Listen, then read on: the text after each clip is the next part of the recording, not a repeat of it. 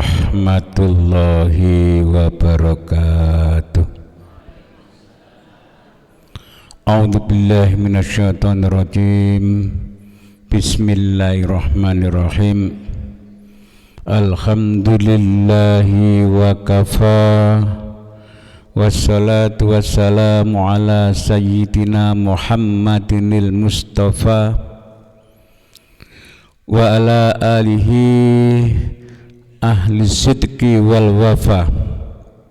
Subhanaka la ilma lana illa ma 'allamtana innaka antal alimul hakim.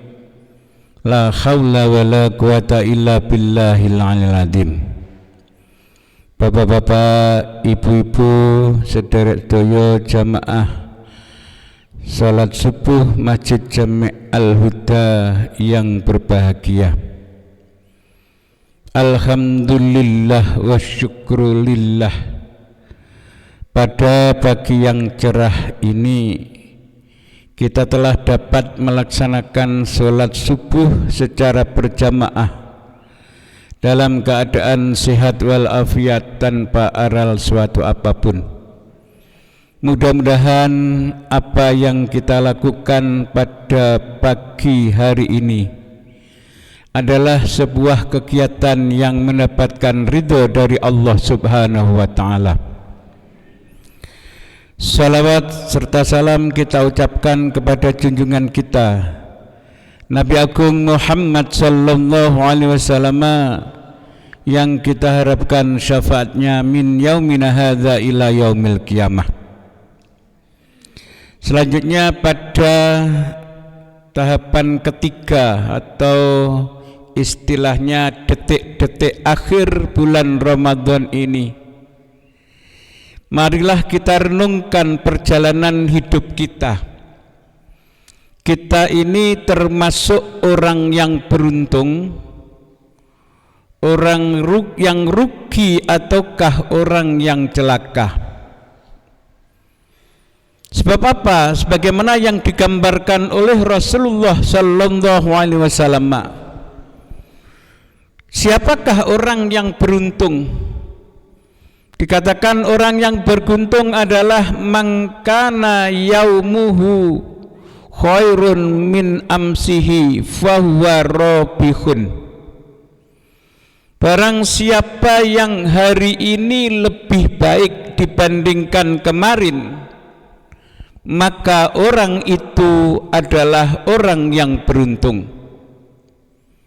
Maka seperti yang saya gambarkan pada minggu yang lalu, bahwa kita ini katakanlah ketika beramal, kita hidup dan mati ini merupakan sebuah ujian bagi kita. Itu kata kunci. Diuji tentang apa?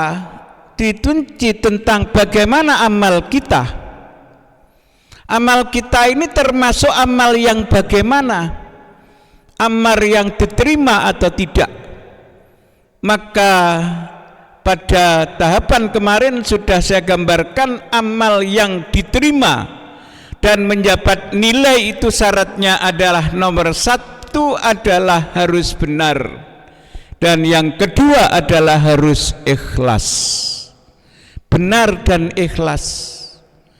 Apakah kalau kita hitung, kita perhatikan kondisi kita, apakah kira-kira apa yang kita lakukan itu sudah benar? Benar dan tidak itu salah satu syaratnya kita harus punya ilmu. Segala amal ini kalau bisa harus dilakukan dengan ilmu. Sebab kalau segala sesuatu tidak dilakukan dengan ilmu, maka seperti ada sebuah anekdot. Anekdot itu artinya adalah cerita lucu yang benar-benar terjadi. Ada 4 orang yang sedang melaksanakan sholat. Katakanlah di dalam sebuah perjalanan ada 4 orang yang melakukan sholat. 4 orang ini bersepakat si A jadi imam, yang kedua jadi yang ketiga itu sebagai makmum. Imam ini katakanlah dia menjadi imam tapi dengan ilmu yang pas-pasan, sehingga ketika dia sudah menjadi imam ini ternyata pada suatu ketika ternyata sang imam itu kan kentut. Apakah kentut ini batal atau tidak? Sebab ada sebuah katakanlah pendapat kadang-kadang lah kalau kentutnya itu tidak batal, tapi yang batal itu justru kalau perut kita itu katakanlah berisik ya, berisik ya, dalam bahasa Jawanya kluduk-kluduk, lek perute wetenge kluduk-kluduk malah batal, tapi lek sampai ngentut malah tidak ada. Jadi itu ada satu pendapat, ada seorang imam yang mengatakan seperti itu. Tapi makmum ini ternyata tidak bisa dibohongi. Makmum yang pertama mengatakan imam kentut kok tidak batal. Ini ya, kentut tidak batal. Makmum yang kedua mengatakan, masa sholat kok bicara? Sholat kok bicara.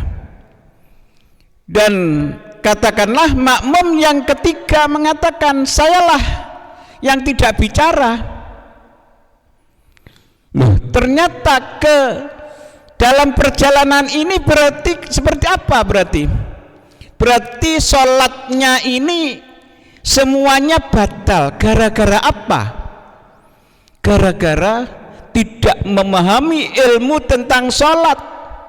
Sebab apa? Kalau terjadi batal imam ini, maka yang belakang bukan bicara tapi menggantikan sebagai posisi imam, tidak bicara. Sehingga tadi kalau digambarkan imam kentut batal, berarti sholatnya tidak sah. Makmum yang pertama mengatakan bahwa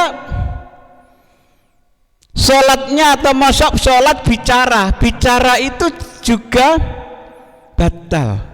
Sebab apa? Pada prinsipnya kita harus paham bahwa dalam sholat itu diawali dengan yang namanya takbiratul ihram.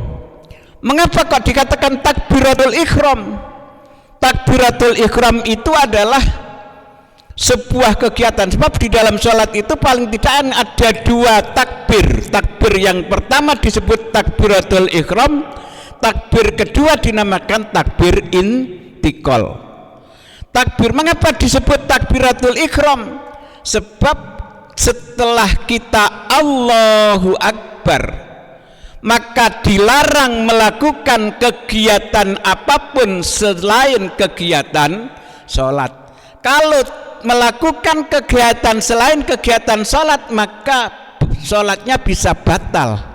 Ini contoh. Maka di dalam anekdot ini tadi menggambarkan mengapa sampai seseorang sholat menjadi batal, karena masing-masing individu itu tidak didasarkan pada ilmu, tapi kadang-kadang didasarkan pada sing penting ikut. Itu gambarannya. Kalau memang kita tidak banyak ilmu, ya ikut saja, katalah ikuti makmum, ikuti imam, ya, seperti itu. Baik, ya. Itu adalah evaluasi kita yang pertama, bahwa apa yang kita lakukan selama ini itu kira-kira kita sudah punya ilmunya atau tidak. Sebab kalau kita ini menjalankan apa saja tanpa didasari oleh sebuah ilmu, maka apa yang kita lakukan bisa batal atau bisa salah atau bisa tidak menjadi apa itu namanya sesuatu yang bermanfaat. Itu yang pertama. Oleh sebab itu kemarin saya katakanlah bahwa kita hidup itu diuji oleh Allah. Hidup mati itu apa ujiannya? Satu, amal. Amal kita itu amal yang benar, atau amal yang ikhlas. Itu yang paling penting. Jadi yang pertama tadi saya katakan mangkana yaumuhu khairun min amsihi. Apakah kita dalam keadaan sekarang ini kehidupan kita itu lebih baik dengan kemarin? Lebih baik apanya? Boleh dalam hal urusan duniawi, boleh baik dalam urusan ukhrawi, artinya amal. Dalam urusan duniawi mungkin kita ini lebih bahagia dibandingkan kemarin. Sebab bahagia itu tanpa batas. Walau sedikit, tapi segala sesuatu itu kalau kita syukuri, insya Allah akan menjadikan kita bahagia. Sebab dalam Islam ini bahwa segala apa yang kita lakukan ini baik. Orang kaya yang syukur itu baik, orang miskin yang sabar itu juga baik. Artinya apa? Orang kaya itu, katakanlah dia harus bersyukur atas kekayaan itu. Tanda kesyukuran itu paling tidak kekayaan itu ditasyarufkan, diberikan kepada orang-orang yang membutuhkan. Orang miskin sabar, artinya kita bersabar atas kondisi kita, sehingga dengan kondisi itu maka kita akan menjadi yang lebih baik. Mari kita teliti kita sendiri. Dalam konteks ini dikatakan oleh Umar ibnul Khattab, hasibu anfusakum qabla an tuhasabu. Katakanlah, hitunglah kondisi Anda sendiri sebelum Allah yang menghitung, sebelum Allah yang menghisab. Itu adalah hasibu anfusakum qabla an tuhasabu. Itu adalah ciri orang yang beruntung. Sekarang yang kedua adalah siapakah orang yang merugi? Mangkana yaumuhu sawaun min amsihi fahuwa maghbunun. Barang siapa hari ini tidak ada perubahan sama sekali, sama dengan kemarin, maka orang itu bisa dikatakan rugi. Rugi apa? Rugi waktu, rugi tenaga, tapi tidak ada perubahan sama sekali. Itu artinya kita rugi. Oleh sebab itu, marilah kita mudah-mudahan tidak menjadi orang yang merugi. Lebih-lebih jangan sampai orang menjadi orang yang ketiga. Orang ketiga adalah orang yang celaka. Siapa orang yang celaka? Orang celaka itu adalah mangkana yaumuhu syarrun min amsihi fahuwa mal'unun. Barang siapa yang hari ini lebih jelek dibandingkan kemarin, maka orang itu termasuk orang yang celaka. Oleh sebab itulah mari dalam mungkin detik-detik akhir ini kita manfaatkan kesempatan Ramadan ini dengan kegiatan-kegiatan amal kita, amal solih, mulai dari mungkin dalam konteks ini adalah kita mau melakukan iktikaf di masjid. Iktikaf di masjid, masjid itu bisa bermakna yaitu tekstual itu berarti masjid yang seperti ini, tapi bisa menjadi konteks itu adalah sesuatu yang tidak, dan itu bahwa segala atau semua tempat yang kita jadikan tempat sujud itu adalah masjid. Itu yang terpenting. Yang kedua, di samping yaitu kita mengisi dengan kegiatan-kegiatan iktikaf, kita melakukan sholat malam. Sebab sholat malam itu merupakan satu amalan yang sangat penting, yang mungkin bisa membawa kita menjadi yang baik. Sebab apa? Wa minal laili, dikatakan oleh Allah, wa minal laili fatahajjat bihi nafilatalak asa ayyab athaka rabbuka maqamam mahmuda. Sebagian malam, sepertiga malam kita lakukan, katakanlah nafilatalak adalah sholat sunat. Sholat sunat itu kan ada namanya sholat nafilah, nawafil, dan yang kedua namanya sholat rawatib. Sholat nawafil itu adalah sholat yang tidak ada hubungannya dengan sholat fardu, itu namanya sholat nawafil. Sedangkan sholat rawatib itu adalah sholat yang mengikuti sholat fardu, itu namanya sholat rawatib. Jadi sholat sunat itu secara garis besar dibagi dua, sholat nawafil, nafilah, dan sholat rawatib. Sholat nawafil itu salah satunya adalah sholat tahajud, sholat duha, dan lain-lain. Mari pada detik-detik akhir ini lebih banyak kita manfaatkan untuk mengisi hal-hal yang lebih positif.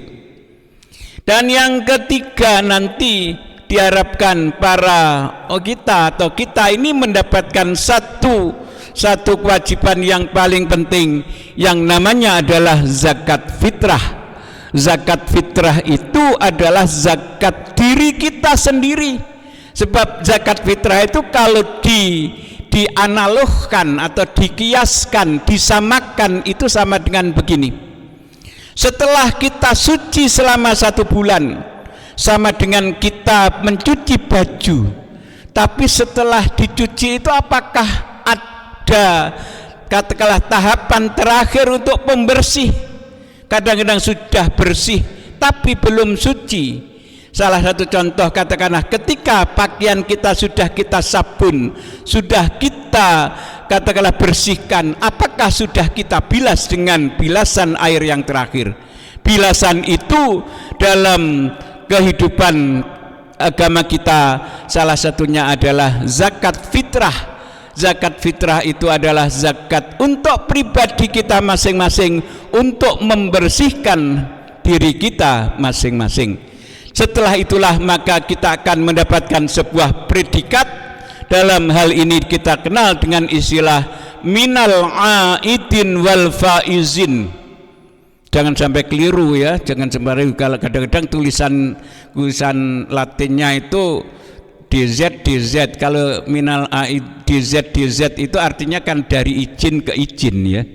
Tapi maknanya bukan itu, sebenarnya kan yang pertama itu minal aidin, dal biasa atau di biasa, itu artinya mudah-mudahan kita menjadi orang yang kembali, wal faizin, mudah-mudahan kita termasuk juga menjadi orang yang menang. Faizun bukan faizin. Nah, kalau faizin itu artinya juga izin ya. Itu kalau kita tulis kadang-kadang kalau karena mungkin tidak memahami istilahnya transliterasi bahasa itu, kadang-kadang tulisannya ya pokoknya asal nulis gitu ya, tapi salah gitu ya. Oleh sebab itu penting kita pahami prinsipnya adalah minal aidin wal faizin, itu maknanya adalah mudah-mudahan kita menjadi orang yang kembali, dan mudah-mudahan kita menjadi orang yang menang dalam hal apa? Melawan hawa nafsu, khususnya bulan-bulan Ramadan ini. Mudah-mudahan sekali lagi kita menjadi orang yang beruntung, sebab setelah kita beruntung insya Allah kita akan menjadi orang yang kita kenal dengan ungkapan tadi minal aidin wal faizin. Al-Fatihah. A'udzubillahi minasyaitonir rajim. Pekaten mugi-mugi wonten guna manfaatipun. Akhirul kalam wallahu muwaffiq ila aqwamit thoriq. Assalamualaikum warahmatullahi wabarakatuh. Maulaya sholli wa sallim daiman abada alal habib ka khairil khalqi kullihim. Maulaya sholli wa sallim daiman abada alal habib ka khairil khalqi kullihim. Maulaya sholli wa sallim daiman abada alal habib ka khairil khalqi kullihim. Huwal habibul ladzi turja syafaatuhu kulli hauli minal awali muqtahimi. Ya Rabbi bil Mustafa balligh maqasidana waghfir lana ma madaya wasi'al karami. Sallallahu rabbuna ala nuril mubin Ahmad al Mustafa sayyidil mursalin mursalin wa ala alihi wa sahbihi ajmain. Allahumma shalli ala Muhammad.